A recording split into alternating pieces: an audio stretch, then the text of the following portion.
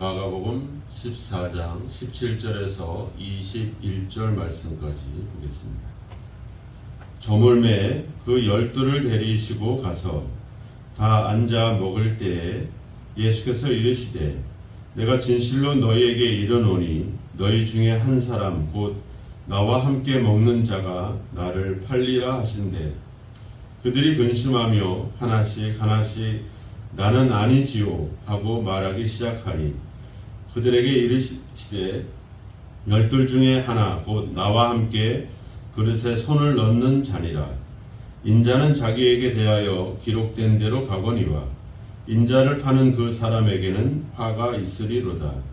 그 사람은 차라리 나지 아니하였더라면 자기에게 좋을 뻔하였느니라 하시니라. 아멘.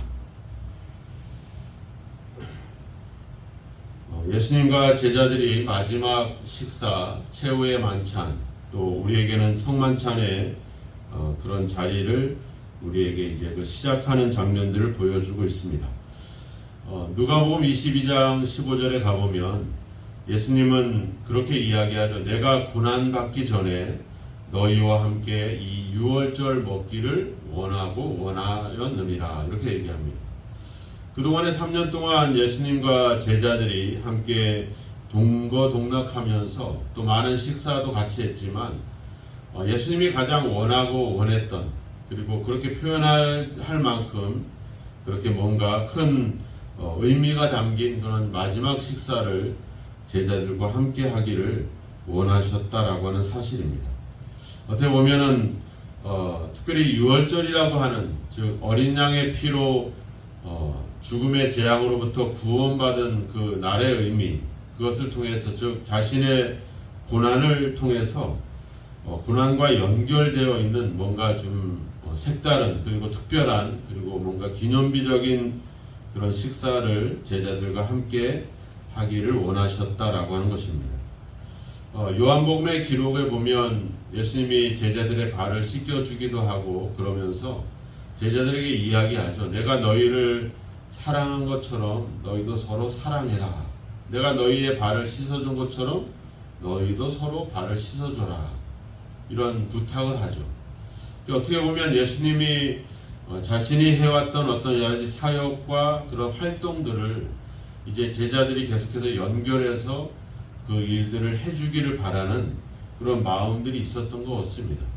그래서 그러한 예수님의 간절한 마음과 생각들을 이 유월절 식사를 통해서 그들에게 뭔가 이야기해주고 싶은 또 어떻게 보면 그동안 예수님은 말씀도 하셨지만 대부분 자신의 행동을 통해서 제자들에게 길을 보여주셨죠. 그런 것처럼 자신의 유월절 어린 양이 돼서 그런 어떤 자신의 고난을 받는 순간까지 그렇게 사랑하고 섬기는 그 삶을 제자들에게 보여주는 그 마지막 어떤 절정에 이르는 그런 어떤 그 마지막 대화의 순간이 바로 이 성만찬의 자리였다라고 하는 사실입니다. 우리가 갈릴리를 떠나서 예루살렘을 향할 때 예수님은 계속해서 자신이 고난을 당하고 죽임을 당하고 또 3일 만에 살아나야 된다라고 하는 것들을 이야기했습니다. 그러면서 누누이 하신 얘기는 우리가 섬김을 받으려고 하면 먼저 섬겨야 된다. 으뜸이 되려고 하면 먼저 다른 사람의 종이 되어야 된다. 이런 어린아이 하나와 같은 자를 영접해야 된다. 이런 말씀들을 계속 해왔어요. 즉 여러 가지 예를 들어서 말씀을 했지만 예수님이 하시고자 하는 핵심은 똑같았죠. 바로 섬김의 자리, 즉 죽음의 자리까지 나아가야 되는 것. 이것이 예수님이 가야 될 길이고 또 제자들이 가야 될 길이다. 그것의 어떤 가장 절정에 이르는 그런 어떤 가르침, 그것이 바로 이 유월절 식사였다라고 하는 겁니다. 근데 예수님이 표현을 할 때 내가 너희와 함께 유월절의 그 음식을 먹기를 원한다. 우리가 앞에 16절에 보면 제자들이 성내로 들어가서 예수께서 하시던 말씀대로 만나 유월절 음식을 준비했다 이렇게 나와요. 그러니까 유월절 음식을 준비했다라고 나오는데 다른 막상 유월절 음식을 먹는 그 다락방에 도착해서는 예수님이 뭐라고 얘기하냐면 유월절 먹기를 원한다. 이렇게 누가복음 22장에는 표현을 하고 있어요. 그러니까 음식을 먹는다고 표현하지 않고 유월절을 먹는다라고 이렇게 표현을 합니다. 좀 특별한 표현이죠.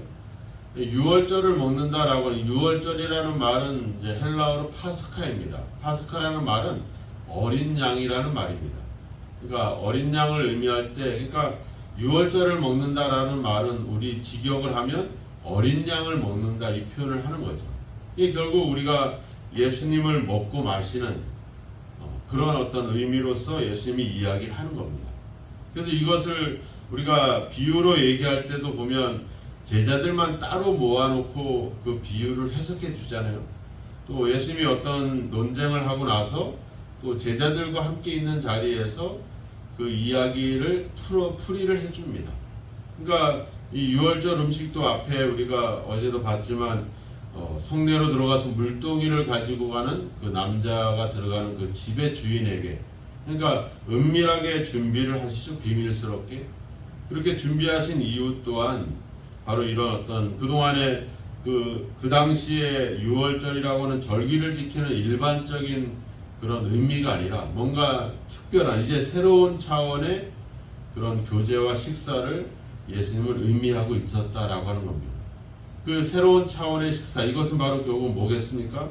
나중에 우리가 25절에도 이야기하지만 하나님 나라에서 새 것으로 마시는, 새 것으로 먹는 그 날을 의미하는 중요한 그런 식사의 자리라고 하는 겁니다. 이제는 과거의 어떤 출애굽의 그런 어떤 그 의미를 되새기는 식사가 아니라 이제는 하나님의 나라에서 하나님과 함께 먹고 마시는 이제 새로운 차원의 식사, 새로운 차원의 예수님과 제자의 관계를 이 유월절을 통해서 그들에게 설명하고 그들에게 얘기해주고 싶은 거였죠. 근데 안타깝게도 이렇게 간절히 원했던 유월절 식사 자리에서 유일하게 제자들과 함께 대화를 하게 되는데 그 대화의 내용은 바로 뭐였냐면 바로 18절에 나와 있지만 너희 중에 한 사람이 나를 팔 것이다. 이 이야기에 대한, 그래서 이 성만찬 자리에서, 즉 마지막 최후의 만찬의 자리에서 예수님과 제자들의 대화의 유일한 대화의 주제는 바로 예수님이 배신당할 것이라고 하는 것에 대한 내용입니다. 참 안타까운 거죠. 예수님이 간절히 그 제자들과 함께 먹기를 원했던 자리에서 또 오늘 18절에도 얘기하잖아요. 나와 함께 먹는 자가 나를 팔 것이다. 다른 사람도 아니고 예수님 그동안에 예수님을 대적하고 예수님을 핍박했던 자들도 아니고 유일하게 예수님과 함께했던, 결국 예수님의 제자가 예수를 팔 것이라고 하는 이 안타까운 이야기. 그럼에도 불구하고 그런 제자들과 함께 먹기를 간절히 원했던 그 예수님의 마음, 참 이게 참 안타까운 그런 자리인 것 같습니다. 마태복음에서는 그 사람이 바로 유다라고 지목을 합니다. 그래서 마태복음 26장에 가보면 예수를 파는 유다가 대답하여 이르되 랍비여 나는 아니지요. 대답하시되 네가 말하였도다. 이렇게 유다를 지목을 하죠. 또 요한복음에 보면은 또 재밌습니다. 예수님이 떡 한 조각을 적셔가지고 가룟 유다에게 주면서 네가 하는 일을 속히 해라. 그래서 예수님이 떡을 주어주자 바로 사탄이 들어갔다. 이렇게 또 표현을 하고 있습니다.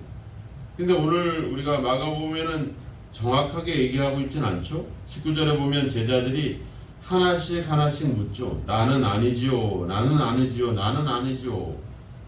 그럴 때 예수님이 뭐라 그래요? 나와 함께 그릇에 손을 넣는 자다. 이렇게 단순하게 표현을 하죠.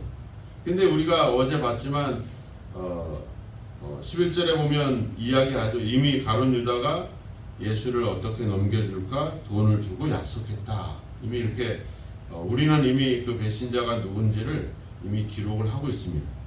그런데 이렇게 예수님이 제자들과 함께 먹고 마시고 또 그 자리에서 예수님을 팔아 넘기는 그런 어떤 상황들이 21절에 보면 기록된 대로 간다 이렇게 나와 있어요.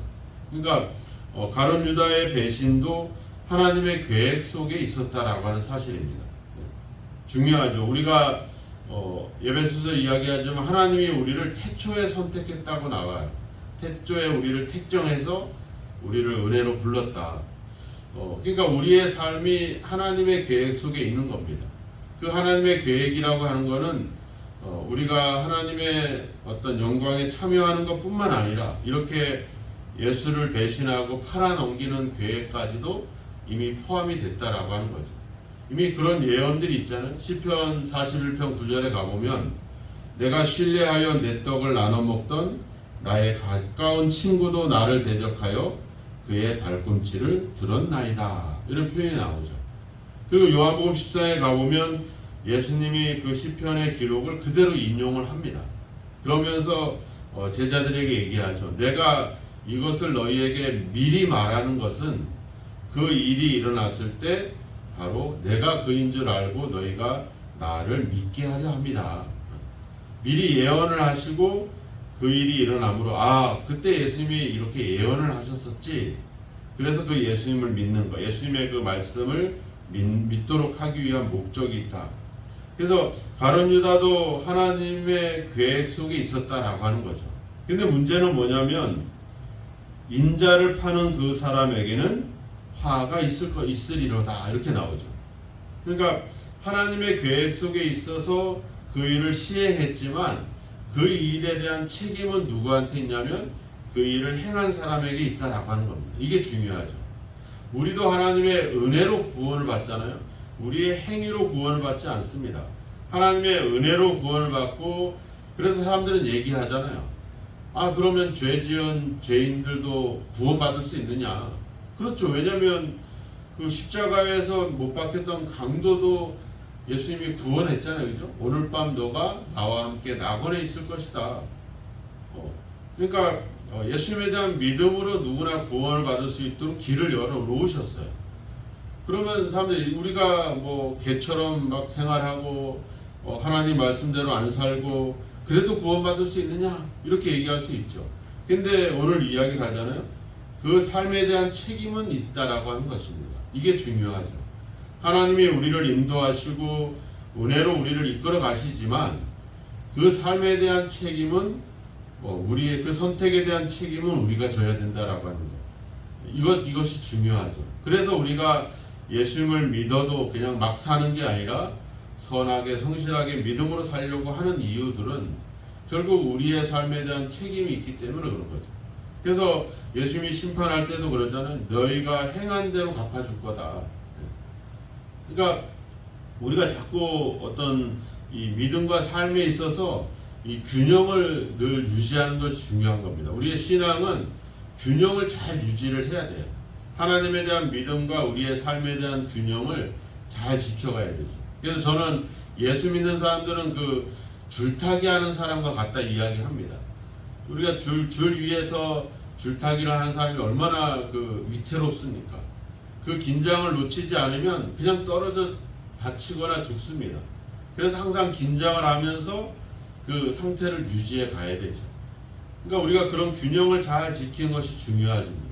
하나님의 은혜로 구원을 받는다고 해서 우리가 막 죄를 짓고 그냥 마음대로 생활해도 내가 구원을 받을 수 있다라고 하는 그런 어떤 극단적인 거에 치우쳐서 안 된다라고 하는 거죠.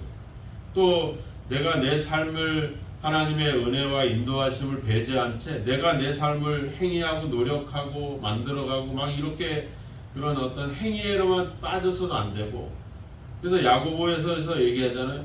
행함이 없는 믿음은 죽은 것이다. 이 얘기할 때 행함을 강조하는 것이 아니라 행함이 있는 믿음을 강조를 하는 거죠. 그래서 우리가 예수를 믿고 하나님의 은혜를 받고 하나님의 인도하심 속에 살아간다고 해서 마냥 내 삶을 포기하고 교회에 빠지고 신앙에 빠져서는 안 되는 거죠. 우리가 예전에 극단적인 종말론에 빠진 사람들이 어떻게 해요? 지금도 그렇게 있죠. 신천지나 이단들을 보면 삶을 살지 않잖아요. 가족이나 친구나 삶을 제외하고 그냥 거기에 올인을 합니다. 거기에 빠져서 그 사람들이 얘기하는 일에 그냥 자신을 들이죠. 그거는 자신들은 믿음으로 한다고 하지만 하나님은 그것을 원하지 않죠. 성경에 얘기하자면 가족을 버린 자는 그런 자들에 대해서 하나님 예수님은 상당히 또 사도들은 상당한 어떤 그런 반대를 얘기하고 있잖아요. 그러니까 하나님의 계획대로 가룟 유다가 예수를 팔아넘겼지만 결국 그 예수를 팔아넘기고 돈을 선택한 그 선택에 대해서는 책임을 져야 된다. 이 이야기들을 이야기하고 있는 겁니다. 반대로 우리가 하나님의 은혜 속에 살아간다고 해서 그냥 내 삶을 포기하고 내 의지를 내려놓고 그냥 하나님의 뜻대로 되게 하십시오. 그냥 마음대로 하십시오. 이런 생각들을 우리가 버려야 된다라고 하는 거죠. 예수님이 기도했잖아요. 겟세마네 동산에서 나의 원대로 마옵시고 아버지의 뜻대로 하옵소서. 그냥 어차피 십자가를 지는 것이 하나님의 뜻이라고 하면 제가 그 뜻을 순종하겠습니다. 그래서 나의 뜻대로 마옵시고 아버지의 뜻대로 하옵소서. 당신 마음대로 하세요. 이게 아니라 뭐예요? 그 의미는 헬라어의 그 번역들을 보면 내가 그 일을 어떻게 하면 더 잘 해낼 수 있겠습니까? 그게 하나님의 뜻이라고 하면 제가 그 뜻을 어떻게 하는 것이 더 그 뜻을 잘 이루어낼 수 있겠습니까? 이렇게 얘기하는 거죠. 예수님이 베드로에게 얘기했잖아요. 네가 나를 3번 부인할 것이다. 베드로가 뭐라고 그래요? 다 내가 죽을지언정 내가 주를 버리지 않습니다. 다 주를 버려도 나는 주를 떠나지 않습니다. 그러니까 우리 그걸 큰 소리를 칠 게 아니라 뭐예요? 내가 그런 어떤 악한 역할들, 그 하나님의 계획 속에 그런 어떤 악한 영향력들이 미치는 그런 일에 제가 쓰임받지 않게 해주십시오. 오늘 우리가 기도할 때도 오늘 우리가 내 삶이 하나님의 뜻을 이루고 하나님의 영광에 참여할 수 있는 그 역할을 제가 감당하게 해주십시오. 가룟 유다와 같은 악한 역할을 통해서 그런 어떤 심판을 당하는 그런 어떤 하나님의 계획의 그런 역할이 있지 않게 해주십시오. 우린 그런 기도가 필요하죠. 내가 주를 부인할 수밖에 없다고 하면 내가 이걸 피할 길을 열어주십시오. 내가 부인한다 할지라도 결국엔 다시 주님께로 돌아갈 수 있도록 결국 그래서 예수님이 그러잖아요. 네가 사탄이 밀가부릇하지만 내가 너를 넘어지지 않게 내가 실족하지 않게 내가 기도한다 이렇게 얘기하잖아요.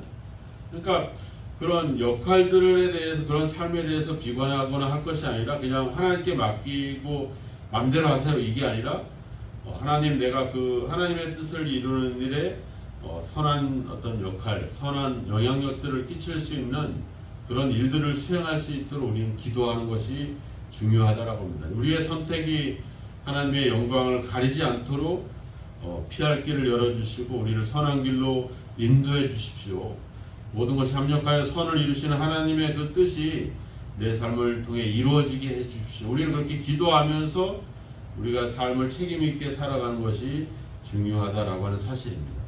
오늘 예수님은 여러 하나님의 뜻대로 모든 것들이 진행되지만 결국 그 일에 대한 어떤 책임을 무효하지 않고 그 행위에 대한 책임을 지도록 우리에게 말씀하고 있습니다. 오늘 우리의 삶에 대한 책임은 우리에게 있습니다.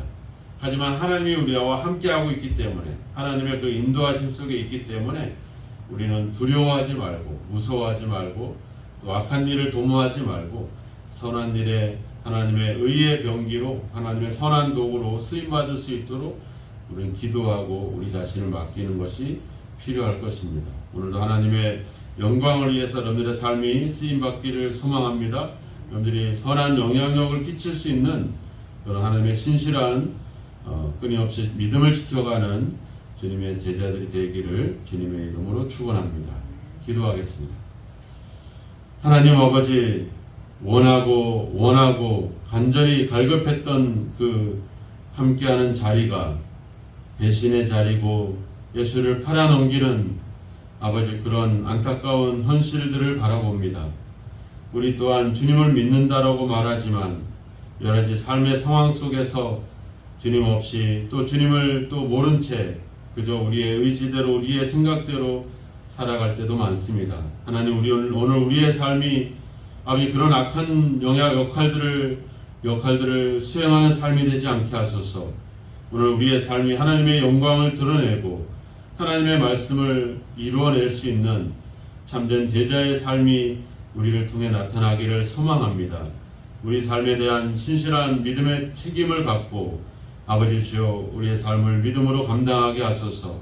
하나님께서 우리를 인도하시고 우리와 함께 하시고 우리의 삶을 계획하심을 믿습니다. 우리를 선한 도구로 사용하시고 하나님의 뜻을 이룰 수 있는 아버지 믿음의 길로 우리를 인도하여 주옵소서. 때로는 주를 잊고 가룟 유다와 버금가는 그런 일들을 행한다 할지라도 우리로 하여금 돌이켜 주님을 다시 한번 주님께 돌아갈 수 있는 그런 길을 열어주시고 우리로 하여금 늘 하나님 주님과 함께 끈이 끝까지 갈 수 있는 믿음의 길로 우리를 이끌어 주옵소서. 우리의 삶이 하나님의 뜻을 이룰 수 있는 선한 아버지의 삶이 되기를 원합니다. 우리를 성령으로 인도하시고 함께 하옵소서. 예수님의 이름으로 기도하옵나이다. 아멘.